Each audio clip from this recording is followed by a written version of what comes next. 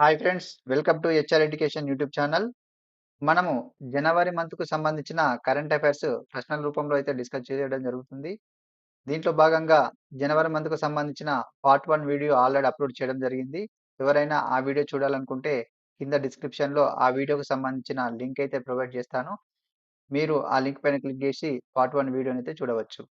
ఈ వీడియోలో మనము పార్ట్ 2కి సంబంధించిన అంటే జనవరి మంత్‌కు సంబంధించిన పార్ట్ 2కి సంబంధించిన అంశాలైతే క్వెషన్స్ రూపంలో డిస్కస్ చేద్దాం. వీడియో చూడబోయే ముందు వ్యూవర్స్‌కి ఒక చిన్న రిక్వెస్ట్. మనము మంత్ వైస్ కరెంట్ అఫైర్స్ అన్నీ కవర్ అయ్యే విధంగా ప్రశ్నల రూపంలో ఇవ్వడం జరుగుతుంది. అదేవిధంగా ప్రతి ప్రశ్నకు కూడా ఎక్స్‌ప్లనేషన్ ఇవ్వడం జరుగుతుంది. కాబట్టి అభ్యర్థులు ప్రతి ఒక్క వీడియోని పూర్తిగా చివరి వరకు చూడండి. నా వీడియో గనుక మీకు నచ్చినట్లయితే లైక్ చేసి సబ్స్క్రైబ్ చేయండి. అదేవిధంగా పోటీ పరీక్షలకు ప్రిపేర్ అవుతున్న అభ్యర్థులకి షేర్ చేయండి. ఇప్పుడు టాపిక్‌లోకి వెళ్దాం. ఇక్కడ 16వ క్వెషన్ చూద్దాం. 16 క్వెషన్ గనుక చూసినట్లయితే జతపరచుము అనే క్వెషన్ ఇచ్చాడు. ఇక్కడ నా ఎక్స్‌ప్లనేషన్ వినబోయే ముందు మీరు వీడియోని పాజ్ చేసుకొని ఆన్సర్ చేసే ప్రయత్నం చేయండి. తర్వాత నా ఎక్స్‌ప్లనేషన్ వినండి. నా ఎక్స్‌ప్లనేషన్ నుంచి కూడా ప్రశ్నలొచ్చే అవకాశం ఉంటుంది కాబట్టి ఎక్స్‌ప్లనేషన్ కూడా క్లియర్‌గా వినండి. ఇక్కడ 16వ క్వెషన్ చూసినట్లయితే జతపరచుము ఇచ్చాడు. ఇక్కడ కాలమ్ ఏలో దినోత్సవాల పేర్లిచ్చాడు. కాలమ్ బిలో ఆ దినోత్సవాలు ఏ రోజున, ఏ తేదీన జరుపుకుంటారనేది కాలమ్ బిలో ఇవ్వడం జరిగింది. ఇక్కడ చూసినట్లయితే ఫస్ట్ స్టేట్‌మెంట్‌లో ప్రపంచ మానవ హక్కుల దినోత్సవం. ప్రపంచ మానవ హక్కుల దినోత్సవం ఏ రోజు జరుపుకుంటామని అడిగాడు. ఇక్కడ ప్రపంచ మానవ హక్కుల దినోత్సవాన్ని మనము ప్రతి సంవత్సరము డిసెంబర్ 10న జరుపుకుంటాం. ఇక్కడ ప్రపంచ మానవ హక్కుల దినోత్సవం మనం డిసెంబర్ 10న ఎందుకు జరుపుకుంటున్నాం ప్రతి సంవత్సరము అని చూసినట్లయితే 1948 డిసెంబర్ 10న 1948 డిసెంబర్ 10న యుఎన్ఓ యొక్క జనరల్ అసెంబ్లీలో యుఎన్ఓ యొక్క జనరల్ అసెంబ్లీలో ప్రపంచ మానవ హక్కుల తీర్మానాన్ని ఆమోదించారు. ఎప్పుడు 1948 డిసెంబర్ 10న.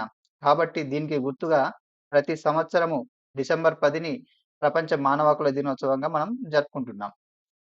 అయితే ప్రతి సంవత్సరం కూడా ఒక థీమ్‌తో నిర్వహిస్తారు. ఈ ప్రపంచ మానవ హక్కుల దినోత్సవాన్ని. ఇట్లా 2025 డిసెంబర్ 10న జరిపినటువంటి ప్రపంచ మానవ హక్కుల దినోత్సవం యొక్క థీమ్ ఏంటని చూసుకున్నట్లయితే ఇక్కడ human rights our everyday essentials. Human rights our everyday essentials. అంటే తెలుగులో అర్థం ఏంటంటే మానవ హక్కుల తర్వాత మన రోజువారీ అవసరాలు. మానవ హక్కులు మన రోజువారీ అవసరాలు అనే ఒక థీమ్‌తో దీన్నైతే నిర్వహించుకోవడం జరిగింది. ఇక సెకండ్ స్టేట్‌మెంట్ చూసినట్లయితే ప్రపంచ మృత్తికా దినోత్సవం. మనం ప్రపంచ మృత్తికా దినోత్సవాన్ని ప్రతి సంవత్సరం డిసెంబర్ 5న జరుపుకుంటాం. ప్రతి సంవత్సరం డిసెంబర్ 5న జరుపుకుంటాం. ఎందుకు మరి డిసెంబర్ అనేది 5న జరుపుకుంటామని చూసినట్లయితే యుఎన్ఓ యొక్క అనుబంధ సంస్థ అయినటువంటి FAO food and agriculture organization. Food and agriculture organization. ఇది ఎక్కడ ఉండదని చూసుకున్నట్లయితే రోమ్‌లో ఉంటుంది. అంటే ఇటలీలోని నగరమైనటువంటి రోమ్‌లో ఉంటుంది. ఈ ఎఫ్ఏఓ వారు ఏం చేశారంటే డిసెంబర్ 5ని మనం ప్రపంచ మృత్తికా దినోత్సవంగా జరుపుకోవాలని పిలుపునిచ్చారు. అందుకు గాను మనం డిసెంబర్ 5న ప్రపంచ మృత్తికా దినోత్సవంగా జరుపుకుంటున్నాం. మరి దీనికి కూడా ప్రతి సంవత్సరం ఒక థీమ్‌తో నిర్వహిస్తారు. దీని యొక్క థీమ్ ఏంటని చూసినట్లయితే 2025 డిసెంబర్ 5 ప్రపంచ మృత్తికా దినోత్సవం యొక్క థీమ్ ఏంటని చూసినట్లయితే healthy soils for healthy cities. Healthy soils for healthy cities. అంటే ఆరోగ్యకరమైన నేలలు ఉంటేనే ఆరోగ్యకరమైన నగరాలు. ఆరోగ్యకరమైన నేలలు ఉంటేనే ఆరోగ్యకరమైనటువంటి నగరాలు అనే థీమ్‌తోని నిర్వహించుకున్నాం. ఇక ప్రపంచ ఎయిడ్స్ దినోత్సవం. ప్రపంచ ఎయిడ్స్ దినోత్సవాన్ని ప్రతి సంవత్సరం డిసెంబర్ 1న నిర్వహిస్తాం. ఎందుకు మరి? అంటే యుఎన్ఓ అనుబంధ సంస్థ అయినటువంటి డబ్ల్యూహెచ్ఓ వరల్డ్ హెల్త్ ఆర్గనైజేషన్ అనేది ఇది స్విట్జర్లాండ్‌లోని జెనీవాలో ఉంటుంది. World health organization. అయితే ప్రపంచం ప్రపంచ ప్రజలకి అంటే ఎయిడ్స్ పైన అవగాహన కల్పించడానికి డబ్ల్యూహెచ్ఓ డిసెంబర్ 1న ప్రపంచ ఎయిడ్స్ దినోత్సవంగా నిర్వహిస్తున్నాం. అని జరపాలని డబ్ల్యూహెచ్ఓ నిర్ణయించింది. కాబట్టి డిసెంబర్ 1న మనం ప్రపంచ ఎయిడ్స్ దినోత్సవాన్ని నిర్వహిస్తున్నాం. మరి దీన్ని కూడా ఒక థీమ్‌తో నిర్వహిస్తారు. దీని థీమ్ ఏంటని చూసుకున్నట్లయితే 2025 యొక్క థీమ్ ఏంటని చూసుకున్నట్లయితే ఇక్కడ అంతరాయాన్ని అధిగమించడం, ఎయిడ్స్ ప్రతిస్పందనను మార్చడం. అంతరాయాన్ని అధిగమించడం, ఎయిడ్స్ ప్రతిస్పందనను మార్చడం అనే థీమ్‌తో అయితే నిర్వహిస్తున్నాం. ఇక ఫోర్త్ స్టేట్మెంట్ చూసినట్లయితే జాతీయ పాల దినోత్సవం. జాతీయ పాల దినోత్సవాన్ని మనం నవంబర్ 26న నిర్వహిస్తాం. ఎందుకు నవంబర్ 26న నిర్వహిస్తారంటే, ఇక్కడ క్షీర విప్లవ పితామహుడైనటువంటి వర్గీస్ కురియన్, మనం భారతదేశంలో క్షీర విప్లవ పితామహుడు, ఫాదర్ ఆఫ్ వైట్ రెవల్యూషన్‌గా పిలువబడుతున్నటువంటి వర్గీస్ కురియన్ గారి యొక్క జయంతి సందర్భంగా మనము ఈ నవంబర్ 26న జాతీయ పాల దినోత్సవంగా జరుపుకుంటున్నాం. ఇతడు చేసినటువంటి కృషులు ఏంటని చూసుకున్నట్టయితే, భారతదేశంలో పాల విప్లవం కోసం ఆపరేషన్ ఫ్లడ్ అనే కార్యక్రమాన్ని నిర్వహించాడు. అదేవిధంగా అది గుజరాత్‌లోని ఆనంద్ అనే పట్టణంలో అమూల్ డెయిరీని ఇతను ఏర్పాటు చేశాడు. అట్లా అదేవిధంగా నేషనల్ డెయిరీ డెవలప్‌మెంట్ బోర్డ్‌ను ఏర్పాటు కావడానికి ఇతని కృషి ఎంతగానో ఉంది. ఇటువంటి పాల క్షీర విప్లవానికి సంబంధించిన అనేక విధాలుగా కృషి చేసినందుకు ఇతన్ని ఫాదర్ ఆఫ్ వైట్ రెవల్యూషన్ అంటారు మన భారతదేశంలో. కాబట్టి అతని యొక్క జన్మదినమైనటువంటి నవంబర్ 26న జాతీయ పాల దినోత్సవంగా నిర్వహించుకుంటాం. ఇక్కడ ఆన్సర్ చూసినట్లయితే ఇక్కడ 1 వచ్చేసి బి. 1 బి, తర్వాత 2 సి, తర్వాత 3 ఏ, 4 డి. కాబట్టి ఇక్కడ ఆన్సర్ వచ్చేసి ఆప్షన్ సి ఆన్సర్ అవుతుంది. ఇక్కడ 17థ్ క్వెషన్ చూసినట్లయితే జతపరచుము ఇచ్చాడు. ఇక్కడ కాలమ్ ఏలో దినోత్సవాలు ఇచ్చాడు. కాలమ్ బిలో ఆ దినోత్సవాలు ఏ తేదీన నిర్వహిస్తారనే తేదీలు ఇచ్చాడు. ఇక్కడ కాలమ్‌లో చూసుకున్నట్లయితే ఫస్ట్ స్టేట్మెంట్ చూసినట్లయితే జాతీయ గణిత దినోత్సవం. జాతీయ గణిత దినోత్సవాన్ని మనం డిసెంబర్ 22న జరుపుకుంటాం. డిసెంబర్ 22న జరుపుకుంటాం. మరి ఎందుకు జాతీయ గణిత దినోత్సవాన్ని డిసెంబర్ 22న నిర్వహించుకుంటామని చూసినట్లయితే, మన గణిత శాస్త్రవేత్త పితామహుడైనటువంటి శ్రీనివాస రామానుజన్ గారు, గణిత శాస్త్రజ్ఞుడైనటువంటి శ్రీనివాస రామానుజన్ గారి యొక్క జయంతి సందర్భంగా మనము డిసెంబర్ 22న జాతీయ గణిత దినోత్సవంగా జరుపుకుంటున్నాం. ఎప్పటి నుంచి జరుపుకుంటున్నామంటే 2012లో రామానుజన్ గారి యొక్క 125వ జయంతి సందర్భంగా మనమైతే ఈ గణిత దినోత్సవాన్ని అయితే నిర్వహించుకుంటున్నాం. ఇట్లా 2025లో మనం డిసెంబర్ 22న జాతీయ గణిత దినోత్సవంగా జరుపుకున్నాం. ఇక సెకండ్ స్టేట్మెంట్ చూసినట్లయితే good governance day. Good governance day అనేది మనం ప్రతి సంవత్సరం డిసెంబర్ 25న గుడ్ గవర్నెన్స్ డేగా జరుపుకుంటాం. ఎందుకు మనం గుడ్ గవర్నెన్స్ డేగా జరుపుకుంటామంటే, ఇక్కడ మాజీ ప్రధాని అయినటువంటి అటల్ బిహారీ వాజ్పేయి గారి యొక్క జయంతి సందర్భంగా మనం ఈ గుడ్ గవర్నెన్స్ డేగా నిర్వహించుకుంటున్నాం. ఇది ఒక థీమ్‌తో నిర్వహించాం ఈ సంవత్సరం. ఏ థీమ్‌తో అంటే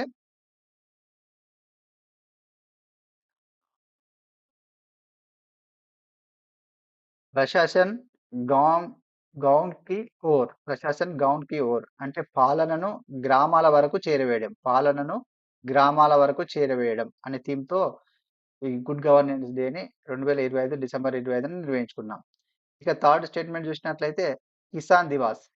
కిసాన్ దివాస్ అనేది మనం ప్రతి సంవత్సరము డిసెంబర్ 23న నిర్వహించుకుంటాం. ప్రతి సంవత్సరం డిసెంబర్ 23న కిసాన్ దివాస్‌గా జరుపుకుంటాం. ఎందుకు కిసాన్ దివాస్‌గా జరుపుకుంటాం మనం?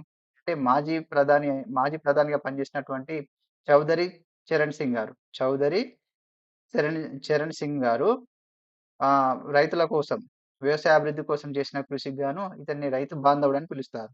ఇతను రైతుల కోసం, వ్యవసాయ అభివృద్ధి కోసం అనేక విధాలుగా కృషి చేశాడు. అనేక కార్యక్రమాలు చేపట్టాడు కాబట్టి ఇతనికి జయంతి సందర్భంగా డిసెంబర్ 23న కిసాన్ దివాస్‌గా జరుపుకుంటున్నాం. ఇతను మరి ఎప్పుడు పనిచేశాడు చౌదరి చరణ్ సింగ్ ప్రధానిగా అని చూసుకున్నట్టయితే 1979, 80 పీరియడ్‌లో మన భారత ప్రధానిగా పనిచేశాడు చౌదరి చరణ్ సింగ్ గారు. ఇక ఫోర్త్ స్టేట్మెంట్ చూసినట్లయితే జాతీయ పత్రికా దినోత్సవం.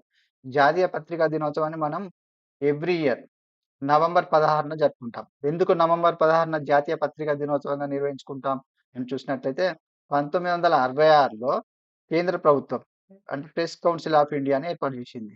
ప్రెస్ కౌన్సిల్ ఆఫ్ ఇండియాని ఏర్పాటు చేసింది నవంబర్ 16న. అంటే ప్రెస్ కౌన్సిల్ ఆఫ్ ఇండియా ఏం చేస్తుందంటే పత్రికా స్వేచ్ఛను కాపాడుతుంది. ఇతర ఏదన్నా ఒత్తిడులకు తలొగ్గకుండా పత్రికలు స్వేచ్ఛగా పనిచేసే విధంగా ఈ ప్రెస్ కౌన్సిల్ ఆఫ్ ఇండియా అయితే పనిచేస్తుంది. కాబట్టి నవంబర్ 16న ప్రెస్ కౌన్సిల్ ఆఫ్ ఇండియా ఏర్పాటు చేసిన సందర్భంగా నవంబర్ 16ని మనం జాతీయ పత్రికా దినోత్సవంగా జరుపుకుంటాం. ఇక్కడ ఆన్సర్ చూసినట్లయితే 1 సి, 1 సి, 2 ఏ, 3 బి, 4 డి. కాబట్టి ఇక్కడ ఆప్షన్ ఏ ఆన్సర్ అవుతుంది. ఇక్కడ 18వ క్వెషన్ చూసినట్లయితే షాంఘై సహకార సంస్థ. షాంఘై సహకార సంస్థ ఎస్‌సిఓ గురించి క్రింది వాక్యాలను పరిగణించండి అని అడుగుతున్నాడు. ఇక్కడ 4 స్టేట్మెంట్‌లయితే ఇవ్వడం జరిగింది. వాటిల్లో సరైనవి ఏవని అడుగుతున్నాడు కాబట్టి, మనం వన్ బై వన్ చూసుకుంటూ వద్దాం.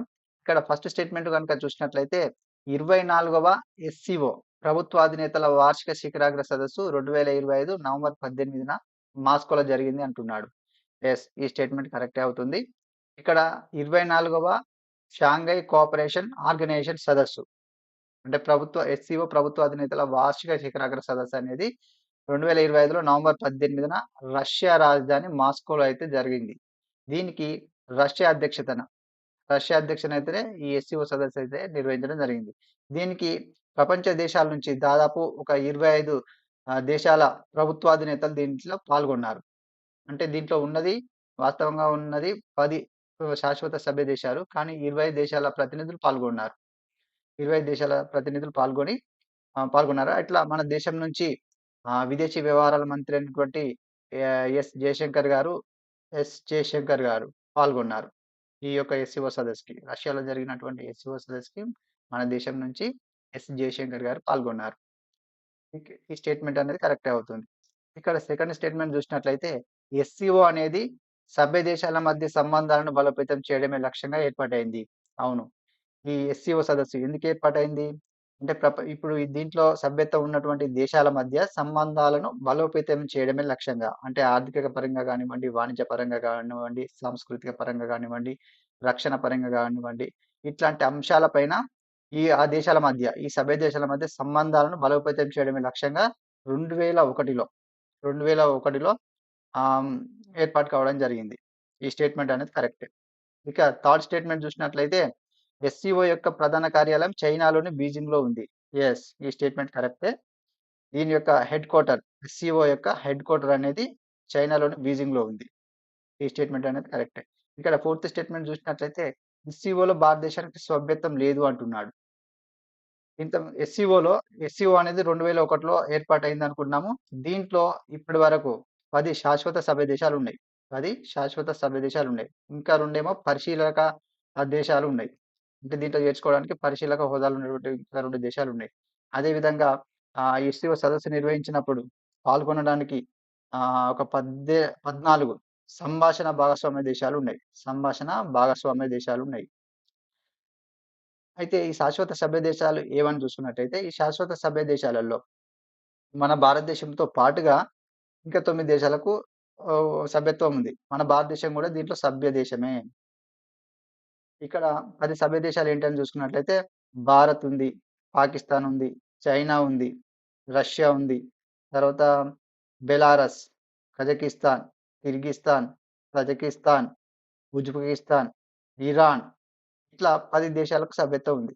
కాబట్టి మన భారతదేశానికి కూడా ఇందులో సభ్యత్వం ఉంది కాబట్టి ఈ స్టేట్మెంట్ అనేది రాంగ్. ఇక్కడ సరైనవి ఏవని అడుగుతున్నాడు కాబట్టి సరైనవి వచ్చేసి 1, 2, 3 సరైనవి. కాబట్టి ఆన్సర్ వచ్చేసి ఆప్షన్ ఏ ఆన్సర్ అవుతుంది. ఇక్కడ 19వ క్వెషన్ చూసినట్టయితే కింది వాక్యాలను పరిశీలించండి అని అడుగుతున్నాడు.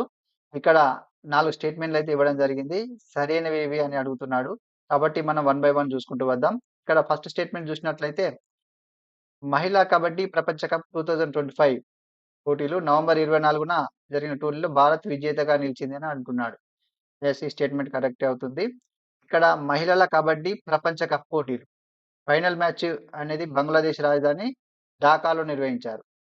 ఈ బంగ్లాదేశ్ రాజధాని ఢాకాలో ఈ మహిళా కబడ్డీ ప్రపంచ కప్ పోటీలు అయితే ఫైనల్ మ్యాచ్ జరిగింది. ఇక్కడ ఈ ఫైనల్ మ్యాచ్‌లో చైనా తైపీ వాళ్ళకును భారత్ జట్టుకు మధ్య చైనా యొక్క తైపీ జట్టుకును భారత్ జట్టుకు మధ్య ఫైనల్ మ్యాచ్ జరిగింది. దీంట్లో మన భారత్ జట్టు అంటే 35-28 స్కోర్‌తో మన భారత జట్టు అయితే విజయం సాధించింది. ఇట్లా ఈ మహిళా కబడ్డీ ప్రపంచ కప్‌ను రెండవసారి గెలుచుకున్నట్లయింది. అయితే మొదటిసారి ఎప్పుడని చూసుకున్నట్లయితే 2012లో మన భారతదేశంలో భారతదేశ వేదికగా నిర్వహించినటువంటి ఈ మహిళా కబడ్డీ ప్రపంచ కప్ పోటీలో అప్పుడు టైటిల్‌నైతే గెలుచుకోవడం జరిగింది. ఇప్పుడు ఈ టైటిల్ రెండోసారి ఈ టైటిల్‌నైతే గెలుచుకోవడం జరిగింది. ఈ స్టేట్‌మెంట్ అనేది కరెక్టే. ఇక సెకండ్ స్టేట్‌మెంట్ చూసినట్లయితే ప్రపంచ బాక్సింగ్ కప్ 2025 పోటీలు నవంబర్ 20న ఉత్తరప్రదేశ్‌లోని నోయిడాలో జరిగాయి. యెస్. ఈ స్టేట్‌మెంట్ కరెక్టే. ప్రపంచ బాక్సింగ్ కప్ పోటీలు ఉత్తరప్రదేశ్‌లో నోయిడాలో అయితే నిర్వహించారు. నవంబర్ 20న నిర్వహించారు. ఈ స్టేట్‌మెంట్ అనేది కరెక్టే. ఇక్కడ థర్డ్ స్టేట్‌మెంట్ చూసినట్లయితే ఈ టోర్నీలో నిఖత్ జరీన్‌తో పాటు మరో 8 మంది బాక్సర్లకు స్వర్ణ పతకాలు లభించాయంటున్నాడు. యెస్. ఈ స్టేట్‌మెంట్ కూడా కరెక్టే. ఈ టోర్నీ అంటే ఇప్పుడు ప్రపంచ బాక్సింగ్ కప్ పోటీలు. ప్రపంచ బాక్సింగ్ కప్ పోటీలు ఉత్తరప్రదేశ్‌లో నోయిడాలో జరిగాయి గదా! దాంట్లో భారత్‌కు చెందినటువంటి బాక్సర్లు, ఇటు మహిళా బాక్సర్లు గానివ్వండి, పురుష బాక్సర్లు గానివ్వండి, మొత్తం కలిసి 8 స్వర్ణాలొచ్చినాయి. మొత్తం 9 స్వర్ణాలొచ్చినాయి. అంటే నిఖత్ జరీన్‌తో పాటు. ఇక్కడ నిఖత్ జరీన్ అని ఎందుకు మెన్షన్ చేశారంటే, నిఖత్ జరీన్ అనేది మన తెలంగాణకు చెందిన బాక్సర్. మన తెలంగాణకు చెందిన బాక్సర్‌కు బాక్సింగ్‌లో స్వర్ణ పతకం వచ్చింది. ఈమెతో పాటుగా మరో 8 మందికి స్వర్ణ పతకాలొచ్చినాయి. అంటే ఈ పోటీలో ఈ యొక్క ప్రపంచ బాక్సింగ్ కప్ పోటీలో మన భారత్‌కి మొత్తం 9 స్వర్ణాలొచ్చినాయి. అదేవిధంగా 6 రజతాలొచ్చినాయి. 5 కాంస్యాలొచ్చినాయి. ఇట్లా.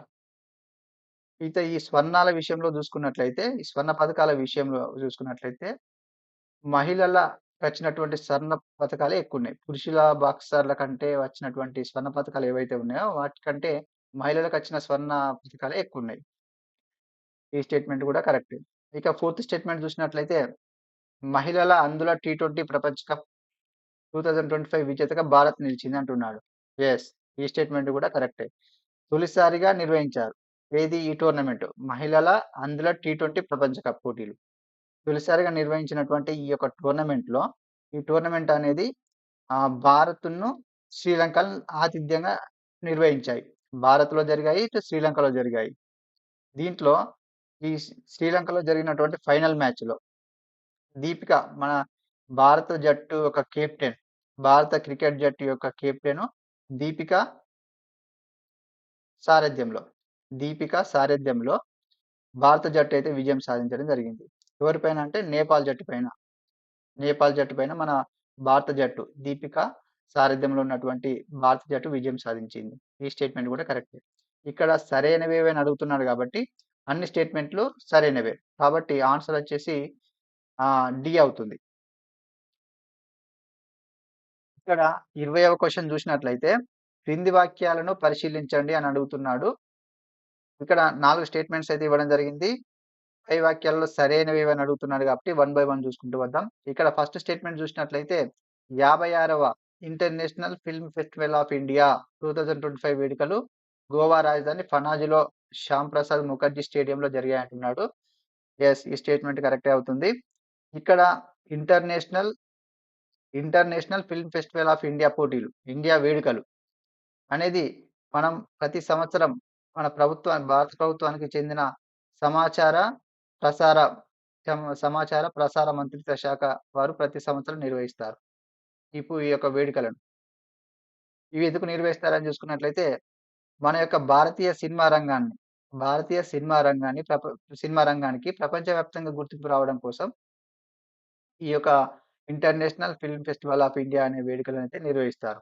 అట్లా 2025లో గోవా రాజధాని పనాజీలో నిర్వహించారు. ఎక్కడ అంటే శ్యామ్ ప్రసాద్ ముఖర్జీ స్టేడియంలో. ఈ స్టేట్‌మెంట్ అనేది కరెక్ట్. ఇక్కడ సెకండ్ స్టేట్‌మెంట్ చూసినట్లయితే ఇందిరాగాంధీ శాంతి పురస్కారం. ఇందిరాగాంధీ శాంతి పురస్కారంను చీలీ మాజీ అధ్యక్షురాలు మిచెల్ బ్యాచెలెట్‌కి అందజేశారు. యెస్. ఈ స్టేట్‌మెంట్ కరెక్టే అవుతుంది. మాజీ ఇట చీలీ యొక్క మాజీ అధ్యక్షురాలుగా పనిచేసినటువంటి మిచెల్ బ్యాచెలెట్. మిచెల్ బ్యాచెలెట్ గారికి ఆమె నిరాయుధీకరణ కోసం, ఆ దేశ అభివృద్ధి కోసం శాంతియుతంగా పోరాటం చేసినందుకు ఆమె యొక్క కృషికి గాను ఈ యొక్క ఇందిరాగాంధీ శాంతి పురస్కారం. 20వ క్వెషన్ చూసినట్లయితే క్రింది వాక్యాలను పరిశీలించండి అని అడుగుతున్నాడు. 4 స్టేట్‌మెంట్స్ అయితే ఇవ్వడం జరిగింది. ఇక్కడ సరైనవేవి అని అడుగుతున్నాడు.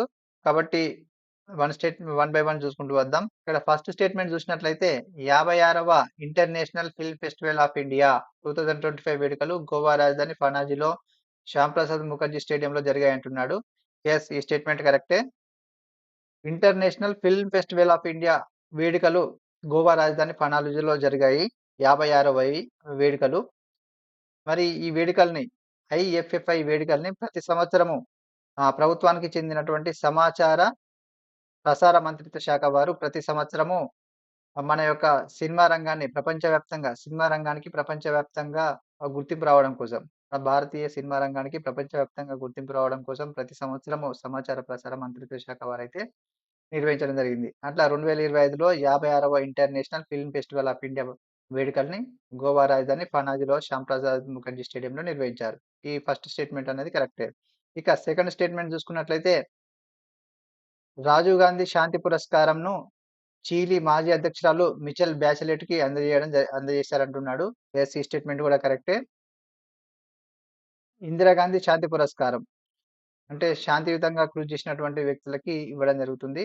అట్లా ఈ ఇక్కడ చీలీ దేశానికి చెందినటువంటి చీలీకి మాజీ అధ్యక్షురాలుగా పనిచేసినటువంటి మిచెల్ బ్యాచెలెట్‌కి అందజేశారు.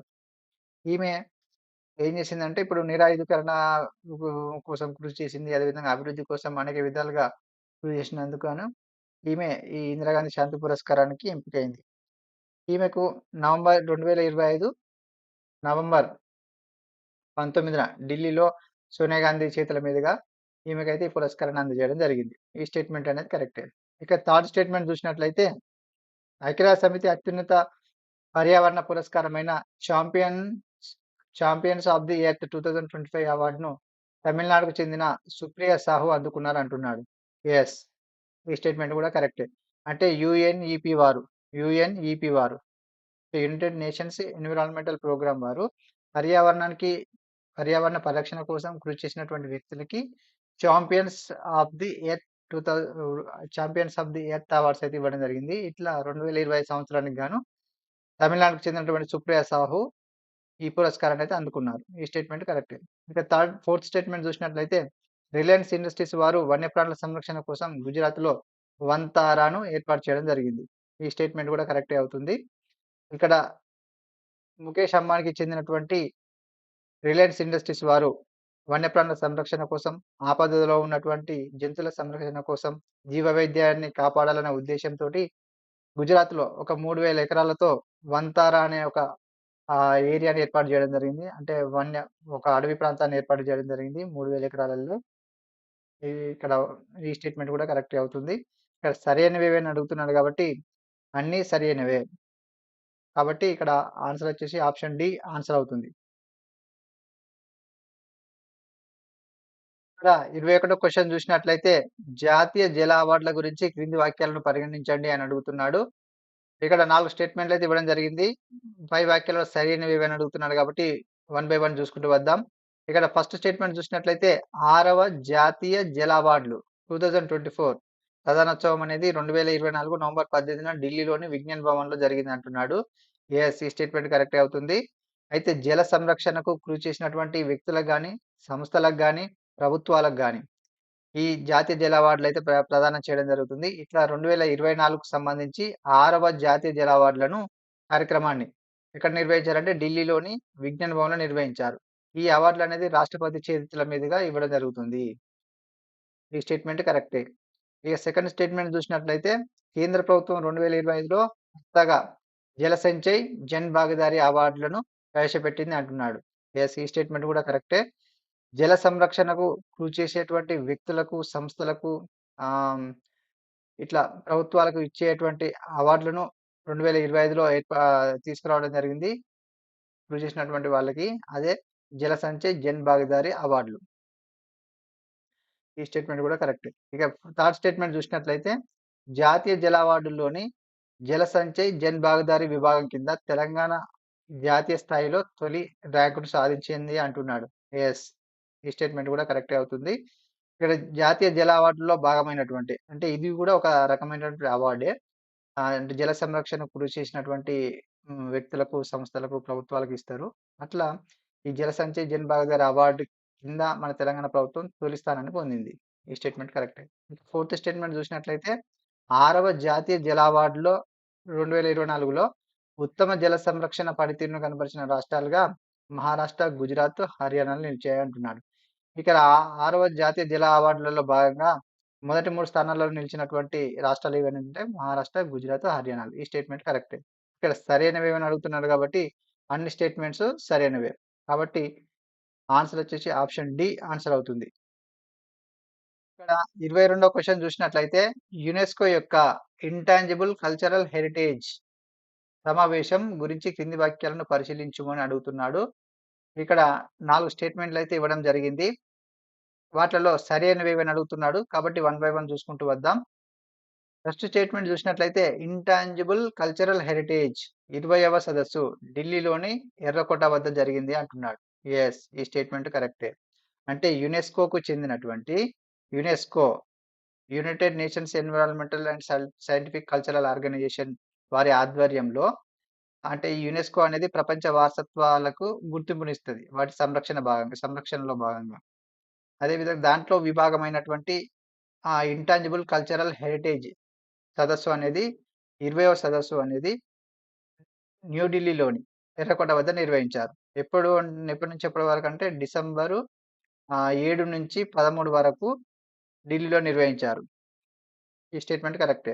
ఇక సెకండ్ స్టేట్‌మెంట్ చూసినట్లయితే భారతీయులు జరుపుకునే దీపావళిని యునెస్కో యొక్క ఇంటాంజిబుల్ కల్చరల్ హెరిటేజ్ జాబితాలో చేర్చారంటున్నాడు. యెస్. ఈ స్టేట్‌మెంట్ కూడా కరెక్టే అవుతుంది. ఇక్కడ ఈ సదస్సు ఇంటాంజిబుల్ కల్చరల్ హెరిటేజ్ సదస్సు ఢిల్లీలో ఎర్రకోట వద్ద అనుకున్నాం గదా! అయితే ఇక్కడ 80 దేశాలకు పైగా అంటే 80 దేశాల నుంచి నామినేషన్‌ల నుంచి ఒక 67 ఇంటింటికి ఈ యొక్క జాబితాలో ఇంటాంజిబుల్ కల్చరల్ హెరిటేజ్ జాబితాలో చోటు దక్కించడం జరిగింది. దాంట్లో ఈ 67లో మన భారతీయులు జరుపుకున్నటువంటి దీపావళి కూడా ఈ జాబితాలో చోటు దక్కడం జరిగింది. ఇట్లా ఈ జాబితాలో చోటు దక్కించుకున్నటువంటి భారతీయ సాంస్కృతిక కళలు ఎన్నైతే ఉన్నాయంటే మొత్తం 15గా ఉన్నాయి ఇప్పటి వరకు. ఇంటాంజిబుల్ కల్చరల్ హెరిటేజ్ సైట్ అంటే ఏందంటే, ఇది సంస్కృతికి సంబంధించింది, డాన్స్‌లకు సంబంధించింది, అదేవిధంగా ఒక పండుగలకు సంబంధించింది. ఇట్లాంటి సైట్ అన్నట్టు. ఇప్పుడు యునెస్కో అంటే ఇప్పుడు వారసత్వ కట్టడాలు అట్లాంటి విభాగం వేరు. ఇదేమో కల్చరల్‌కి సంబంధించింది. ఇట్లా మన భారతదేశం నుంచి 15 అంశాలకైతే ఈ జాబితాలో చోటు దక్కడం జరిగింది. మిగతా అంశాలు ఏంటి అని చూసుకున్నట్టయితే 2017లో కుంభమేళాకు చోటు దక్కడం జరిగింది. అదేవిధంగా 2021లో కలకత్తాకు చెందినటువంటి దుర్గా పూజను గూడా ఈ జాబితాలో చోటు దక్కడం జరిగింది. అదేవిధంగా 2023లో గుజరాత్‌కు చెందినటువంటి గార్బా నృత్యాన్ని గూడా ఈ జాబితాలో చేర్చారు. అదేవిధంగా 2016లో చూసుకున్నట్లయితే 2016లో చూసుకున్నట్లయితే ఇప్పుడు యోగా తర్వాత వేద పఠనం ఇట్లాంటి అంశాలను గూడా ఈ జాబితాలో చేర్చడం జరిగింది. 2008లో రామలీల అనే ఒక ఇతిహాసాన్ని గూడా ఈ ఇంటాంజిబుల్ కల్చరల్ హెరిటేజ్ సైట్‌లో చోటు దక్కించడం జరిగింది. ఇట్లా ఇప్పటి వరకు మన భారతదేశం నుంచి ఈ ఇంటాంజిబుల్ కల్చరల్ హెరిటేజ్‌లో 15 అంశాలకు చోటు దక్కింది. ఈ స్టేట్‌మెంట్ గూడా కరెక్టే. ఇక థర్డ్ స్టేట్‌మెంట్ చూసినట్లయితే ఇంటాంజిబుల్ కల్చరల్ హెరిటేజ్ తదుపరి సమావేశం 2026 డిసెంబర్‌లో చైనాలోని జియోమెన్ నగరంలో జరగనుంది అంటున్నాడు. ఈ స్టేట్‌మెంట్ కూడా కరెక్టే అవుతుంది. ఇక్కడ 26వ ఇంటాంజిబుల్ సదస్సు అంటే 21వ సదస్సు అన్నట్టు. 21వ సదస్సు 2026లో చైనాలోని జియోమెన్‌లో జరగనుంది. ఈ స్టేట్‌మెంట్ కరెక్టే.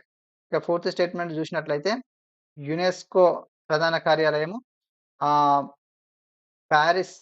ఫ్రాన్స్‌లోని పారిస్‌లో ఉంది అంటున్నాడు. ఈ స్టేట్‌మెంట్ కరెక్టే.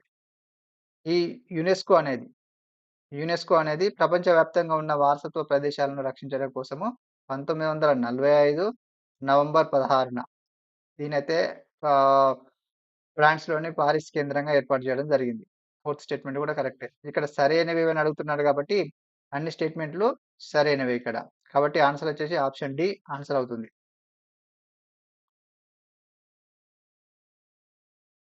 ఇలా 23వ క్వెషన్ చూసినట్లయితే రైతులకు పెట్టుబడి సాయం అందించేందుకు కేంద్ర ప్రభుత్వం అమలు చేస్తున్న పథకం ఏది అని అడుగుతున్నాడు. ఇక్కడ 4 ఆప్షన్స్ అయితే ఇవ్వడం జరిగింది. ఆప్షన్ ఏ చూసినట్లయితే పీఎం కిసాన్ సమ్మాన్ నిధినా, ఆప్షన్ బి రైతు భరోసానా, ఆప్షన్ సి రాజీవ్ గాంధీ కిసాన్ యోజననా, option D PM Kisan Annadata సుఖీభవన. ఇక్కడ రైతులకు పెట్టుబడి సహాయం అందించేందుకు కేంద్ర ప్రభుత్వం అమలు చేస్తున్నటువంటి పథకము పీఎం కిసాన్ సమ్మాన్ నిధి. ఇక్కడ ఆన్సర్ వచ్చేసి ఆప్షన్ ఏ ఆన్సర్ అవుతుంది. ఇక మిగతా ఆప్షన్స్ ఒకసారి చూసినట్లయితే రైతు భరోసా. రైతు భరోసా అనేది ఇక్కడ పీఎం కిసాన్ సమ్మాన్ నిధి. పీఎం కిసాన్ సమ్మాన్ నిధి అనేది దీన్ని 2019 ఫిబ్రవరి 24న 2019 ఫిబ్రవరి 24న ఈ పీఎం కిసాన్ సమ్మాన్ నిధిని ఏర్పాటు చేయడం జరిగింది. అంటే సంవత్సరానికి రూ. 6,000 అందిస్తారు. రూ. 6,000ని 3 విడతలలో అంటే 4 నెలలకు ఒకసారి 3 విడతలలో మొత్తం రూ. 6,000ను రైతుల అకౌంట్‌లోకి నేరుగా ట్రాన్స్‌ఫర్ చేయడం జరుగుతుంది. ఇట్లా 2019 నుంచి చూసుకున్నట్లయితే ఇప్పటి వరకు అంటే సంవత్సరానికి 3 విడతలుగా విడుదల చేస్తారు గదా! అట్లా ఇప్పుడు 2025లో రీసెంట్‌గా విడుదల చేసినటువంటి విడత ఎన్నోదంటే 21వది. ఇక రైతు భరోసా. రైతు భరోసా అనేది ఇది తెలంగాణ ప్రభుత్వం రైతులకు పెట్టుబడి సాయంగా అందించడానికి అమలు చేస్తున్నటువంటి పథకమే రైతు భరోసా. దీన్ని 2018లో ప్రారంభించారు. 2018లో రైతు బంధుగా పేరుండేది. ఇప్పుడు దీన్ని కాంగ్రెస్ గవర్నమెంట్ వచ్చిన తర్వాత రైతు భరోసాగా పేరు మార్చారు. ఇక రాజీవ్ గాంధీ కిసాన్ యోజన చూసుకున్నట్టయితే ఇది గూడా పంట పెట్టుబడి సాయమే. ఏ గవర్నమెంట్ ఇంప్లిమెంట్ చేస్తుందంటే ఛత్తీస్‌గఢ్ గవర్నమెంట్ ఈ పథకాన్ని ఇంప్లిమెంట్ చేస్తుంది. ఇక పీఎం కిసాన్ అన్నదాత సుఖీభవ. ఇది అనేది ఏపీ గవర్నమెంట్ రైతులకు పెట్టుబడి సాయం అందించేందుకు ఇంప్లిమెంట్ చేస్తున్నటువంటి పథకం పేరు. పీఎం కిసాన్ అన్నదాత సుఖీభవ. ఇలా 24వ క్వెషన్ చూసినట్లయితే ప్రజా పంపిణీ వ్యవస్థ పీడీఎస్ వారు లబ్ధిదారుల అభిప్రాయాన్ని సేకరించడానికి ప్రభుత్వం రూపొందించిన ఏఐ యాప్ ఏదని అడుగుతున్నాడు. ఇక్కడ 4 ఆప్షన్స్ అయితే ఇవ్వడం జరిగింది. ఆప్షన్ ఏ ఆషానా, ఆప్షన్ బి స్వయమా, ఆప్షన్ సి డిజిటల్ లాకర్ యాపా, ఆప్షన్ డి ఆరోగ్య సేతు యాపా. ఇక్కడ ప్రజా పంపిణీ వ్యవస్థ వారు లబ్ధిదారుల అభిప్రాయాన్ని సేకరించడానికి ప్రభుత్వం రూపొందించినటువంటి ఒక ఏఐ యాప్ పేరు ఆశ అనే యాప్. ఇక్కడ ఆన్సర్ వచ్చేసి ఆప్షన్ ఏ ఆన్సర్ అవుతుంది. ఇక మిగతా ఆప్షన్స్ కూడా ఒకసారి చూసుకున్నట్లయితే ఇక్కడ స్వయం అనేది అందరికీ దేశంలో ఉన్నటువంటి అన్ని వర్గాల ప్రజలకు నాణ్యమైన విద్యను అందించడం కోసము కేంద్ర విద్యాశాఖ వారు రూపొందించినటువంటి ఒక డిజిటల్ యాపే స్వయం యాప్. దీని ద్వారా నాణ్యమైన విద్యను అందరికీ అందుబాటులో ఉండే విధంగా ఈ స్వయం యాప్‌ని రూపొందించడం జరిగింది. ఇక డిజిటల్ లాకర్ యాప్ అంటే ఇప్పుడు ముఖ్య పత్రాలైనటువంటి ఇప్పుడు ఆధార్ కార్డ్ గానివ్వండి, డ్రైవింగ్ లైసెన్స్ గానివ్వండి, తర్వాత వెహికల్‌కి సంబంధించినటువంటి ఆర్‌సి రికార్డ్ గానివ్వండి, మెమోస్ గానివ్వండి, ఇట్లాంటి కొన్ని ముఖ్యమైన పత్రాలు డిజిటల్ రూపంలో భద్రపరచుకోవడానికి కేంద్ర ప్రభుత్వం రూపొందించినటువంటి యాప్ పేరే digital lock digital locker app. ఇక ఆరోగ్య సేతు యాప్ చూసినట్లయితే ఇక్కడ వ్యక్తిగత ఆరోగ్యానికి సంబంధించినటువంటి వ్యక్తిగత వివరాలు ఈ డిజిటల్ రూపంలో నమోదు చేయబడతాయి. అంటే ఒక వ్యక్తి పేరు లేదా ఐడెంటిటీ కొట్టిన ఎంటర్ చేసిన తర్వాత అతనికి ఆరోగ్యానికి సంబంధించిన వివరాలు. అతనికి బీపీ ఎంత ఉంది? షుగర్ ఉందా? ఇంకేమైనా ఆహ్, సిజేరియన్ జరిగి ఉన్నాయా? ఇంకేమైనా హెల్త్ ఇష్యూస్ ఉన్నాయా? అని మొత్తం హెల్త్ రికార్డ్ మొత్తం డిజిటల్ రూపంలో అంటే వ్యక్తులకు సంబంధించినటువంటి హెల్త్ రికార్డ్ మొత్తం డిజిటల్ రూపంలో స్టోర్ అయ్యి ఉంటుంది. అదే ఆరోగ్య సేతు యాప్.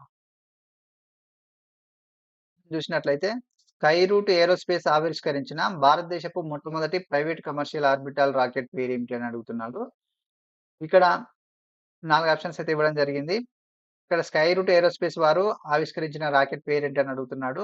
ఇక్కడ ఆప్షన్ ఏ చూసుకున్నట్లయితే గగన్యాన, ఆప్షన్ బి చూసుకున్నట్లయితే Vikram, option C Aditya, option D Chandrayaan. ఇక్కడ స్కై రూట్ ఏరోస్పేస్ వారు అంటే ప్రైవేట్ సంస్థ రూపొందించినటువంటి రాకెట్ పేరేంటి అంటే ఇక్కడ విక్రమ్-1. ఇక్కడ ఆన్సర్ వచ్చేసి ఆప్షన్ బి ఆన్సర్ అవుతుంది. అంటే ఇక్కడ స్కై రూట్ ఏరోస్పేస్ అనే సంస్థ చూసుకున్నట్లయితే ఇదొక అంతరిక్షానికి చెందిన అంటే స్పేస్‌కు సంబంధించినటువంటి స్పేస్ టెక్నాలజీకి సంబంధించిన ఒక ప్రైవేట్ సంస్థ.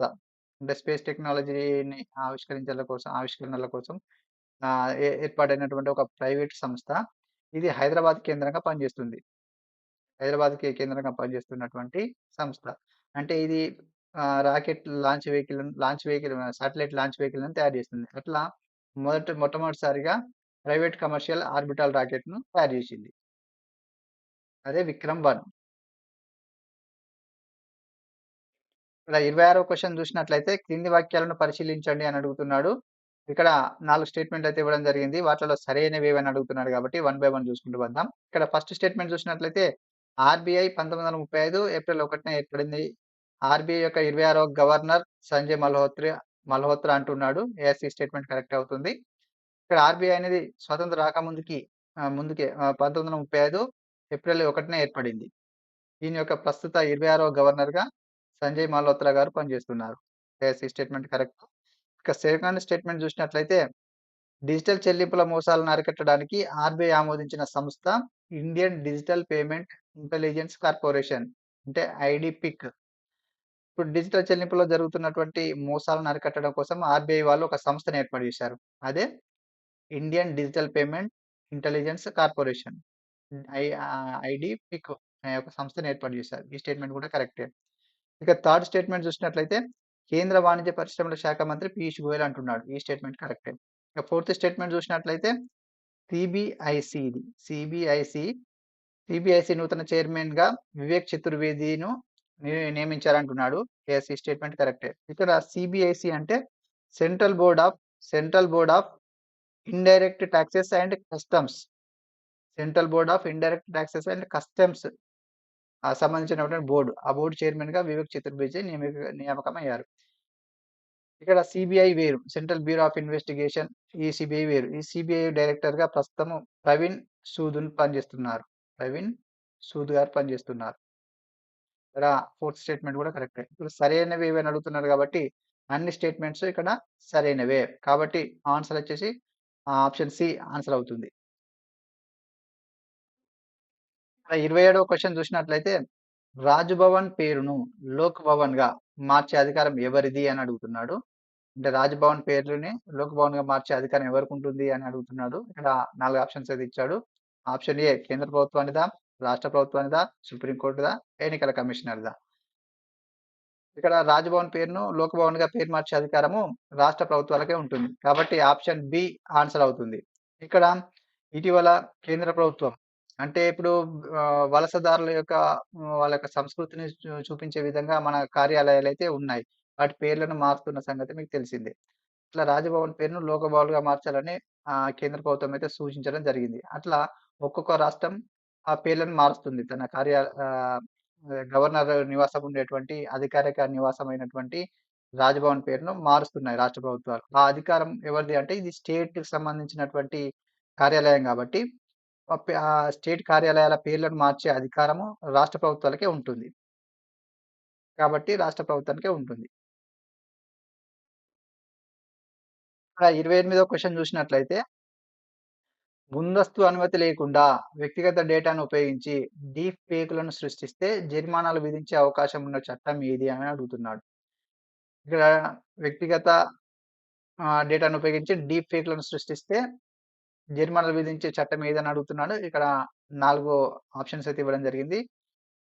ఆప్షన్ ఏ ఆధార్ చట్టం 2016, ఆప్షన్ బి టెలిగ్రామ్ చట్టం 1885, ఆప్షన్ సి కాపీరైట్ చట్టం 1957, option D digital personal data protection చట్టం 2023.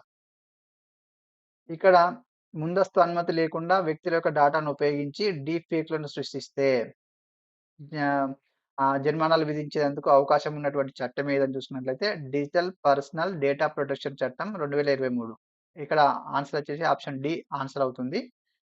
ఇక్కడ డీప్ ఫేక్ అని ఏంటి అని చూసుకున్నట్లయితే ఇప్పుడు మనకు కొన్ని రకాలైనటువంటి టెక్నాలజీని డిజిటల్ టెక్నాలజీ అంటే ఇప్పుడు ఏఐ లాంటి డిజిటల్ టెక్నాలజీని ఉపయోగించి మనం వ్యక్తిగత డేటాను తీసుకొని అంటే అతని ఫేస్‌ను గాని, అదేవిధంగా అతని యొక్క వాయిస్‌ని గాని తీసుకొని ఇటు వీడియోల రూపంలో అంటే నిజంలా అనిపించేటువంటి వీడియోలను తయారు జేసి కొన్ని మిస్‌యూజ్‌లకు వాడుతున్నారు. అట్లాంటి మిస్‌యూజ్ కోసం వాడుతున్నారు. అంటే రాంగ్ ప్రచారాల కోసం వాడుతున్నారు గాబట్టి వాటిని నివారించడం కోసమే ఈ చట్టాన్నయితే తీసుకురావడం జరిగింది. ఇక్కడ రైట్ టు డిస్కనెక్ట్ బిల్ దేనికి సంబంధించిందని అడుగుతున్నాడు. 29వ question right to disconnect bill దేనికి సంబంధించిందని అడుగుతున్నాడు. ఇక్కడ 4 ఆప్షన్స్ అయితే ఇవ్వడం జరిగింది. ఇది మరి ఉద్యోగాలు, కార్మిక హక్కులకు సంబంధించిందా? మరి రాంగ్ కాల్స్‌కి సంబంధించిందా? ఆప్షన్ సి నెట్‌వర్క్‌కి సంబంధించిందా? ఆప్షన్ డి శాటిలైట్‌కి సంబంధించిందా? రైట్ టు డిస్కనెక్ట్ బిల్ అనేది ఉద్యోగులు మరియు కార్మిక హక్కులకు సంబంధించింది. ఇక్కడ ఆప్షన్ ఏ ఆన్సర్ అవుతుంది. ఇక్కడ రైట్ టు డిస్కనెక్ట్ బిల్లు అంటే ఏందంటే, ఇప్పుడు ఉద్యోగుల యొక్క పని వేళలు ముగిసిన తర్వాత, ఉద్యోగుల యొక్క పని వేళలు ముగిసిన తర్వాత వాళ్ళకి ఆఫీస్ నుంచి సంబంధిత వాళ్ళు పనిచేసేటువంటి ఆఫీసుల నుంచి ఎటువంటి కాల్స్ గాని, మెయిల్స్ గాని, తర్వాత ఎటువంటి ఫైల్స్ గాని రాకుండా ఉండేందుకు. రాకుండా నివారించేందుకు. అంటే ఇప్పుడు ఆఫీస్ వర్క్ అయిపోయిన తర్వాత మళ్ళా ఈ ఇంటి యొక్క బాగోగులు చూసుకోవాలి గదా! అంటే రెండిటిని బ్యాలెన్స్‌గా చూసుకోవడం కోసం మరియు ఉద్యోగుల యొక్క ఒత్తిడిని తగ్గించడం కోసం ఉద్దేశించినటువంటిదే ఈ రైట్ టు డిస్కనెక్ట్ బిల్లు. అంటే ఉద్యోగులకు బర్డెన్ తగ్గించడం కోసం. ఇటు వ్యక్తిగత ఫ్యామిలీని మరియు అదే విధంగా ఉద్యోగాన్ని బ్యాలెన్స్ చేసే విధంగా ఈ ఉండేందుకే రూపొందించినటువంటి ఆ యొక్క బిల్లే రైట్ టు డిస్కనెక్ట్ బిల్లు. ఇది ఇంక ఇంప్లిమెంట్ కాలేదు. బిల్లు రూపంలోనే ఉంది. 30వ క్వెషన్ చూసినట్లయితే భౌగోళిక సూచిక జిఐ ట్యాగ్ గురించి క్రింది వాక్యాలను పరిశీలించండి అని అడుగుతున్నాడు. ఇక్కడ 2 స్టేట్మెంట్స్ అయితే ఇవ్వడం జరిగింది. వాటిలో సరైనవేవి అని అడుగుతున్నాడు కాబట్టి వన్ బై వన్ చూసుకుంటూ వద్దాం. ఇక్కడ ఫస్ట్ స్టేట్మెంట్ చూసినట్లయితే పశ్చిమ బెంగాల్‌లోని డార్జిలింగ్‌లో పండే మాండరిన్ నారింజకు జిఐ ట్యాగ్ లభించింది అంటున్నాడు. యెస్. ఈ స్టేట్మెంట్ కరెక్టే. ఇక సెకండ్ స్టేట్మెంట్ చూసినట్లయితే బీహార్ రాష్ట్రంలో నలంద జిల్లా షిలావ్ పట్టణంలో తయారయ్యే షిలావ్ కాజాకు జిఐ ట్యాగ్ లభించింది అంటున్నాడు. ఈ స్టేట్మెంట్ కూడా కరెక్టే. ఇక్కడ రీసెంట్‌గా ఈ రెండింటికి అంటే చెన్నై కేంద్రంగా పనిచేస్తున్నటువంటి జియోగ్రాఫికల్ ఐడెంటిఫికేషన్ సంస్థ వారు రీసెంట్‌గా రెండిటికి జిఐ ట్యాగ్ అయితే ఇవ్వడం జరిగింది. అవేంటంటే పశ్చిమ బెంగాల్‌లోని డార్జిలింగ్ ప్రాంతంలో పండేటువంటి మాండరిన్ నారింజాకు, అదేవిధంగా నల బీహార్‌లో షిలావ్ పట్టణంలో తయారయ్యేటువంటి షిలావ్ కాజాకు. ఇది కూడా మనం కాకినాడ కాజా అని ఎట్లా మన ఫేమసో ఇది కూడా బీహార్‌లో షిలావ్ కాజాకి అంత ఫేమస్ ఉంది. ఈ రెండిటికి జిఐ ట్యాగ్ ఇవ్వడం జరిగింది. ఇక్కడ సరైనవేవని అడుగుతున్నాడు కాబట్టి, సరైనవి 2 స్టేట్మెంట్స్ సరైనవే. కాబట్టి ఇక్కడ ఆన్సర్ వచ్చేసి ఆప్షన్ సి ఆన్సర్ అవుతుంది. ఒకటో క్వెషన్ చూసినట్లయితే జాతీయ న్యాయ సేవల ప్రాధికార సంస్థ NALSA national legal services authority కార్యనిర్వాహక అధ్యక్షుడిగా ఎవరు బాధ్యత చేపట్టారని అడుగుతున్నాడు. ఇక్కడ నలుగురు పేర్లైతే ఇవ్వడం జరిగింది.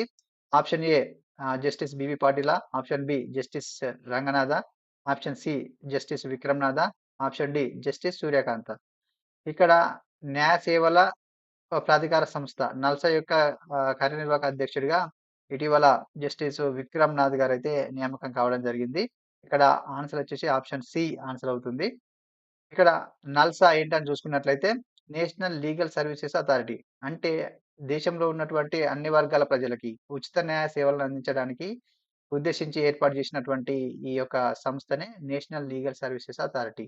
ఇట్లా సెంట్రల్ వ్యాప్తంగా అంటే కేంద్ర వ్యాప్తంగా ఇది నల్సా అనేది ఏర్పాటు చేయడం జరిగింది. ఇక్కడ రాష్ట్ర వ్యాప్తంగా ఏర్పాటు చేస్తారు. అదేవిధంగా డిస్ట్రిక్ట్ లెవెల్‌లో కూడా ఏర్పాటు చేస్తారు. ఇక రాష్ట్ర వ్యాప్తంగా రాష్ట్ర స్థాయిలో ఏర్పాటు చేసింది state level services authority. State level legal services authority. ఇక డిస్ట్రిక్ట్ లెవెల్‌లో అయితే district level legal services authority అనే సంస్థను ఏర్పాటు చేస్తారు. వీటి ద్వారా ఆహ్, ప్రజలకైతే అన్ని వర్గాల ప్రజలకైతే ఉచిత న్యాయ సలహాలు అందిస్తారు. ఫ్రెండ్స్, జనవరి మంత్‌కు సంబంధించిన ముఖ్యమైన కరెంట్ అఫైర్స్, వాటికి సంబంధించినటువంటి వివరణ. Thank you friends. Thank you for watching.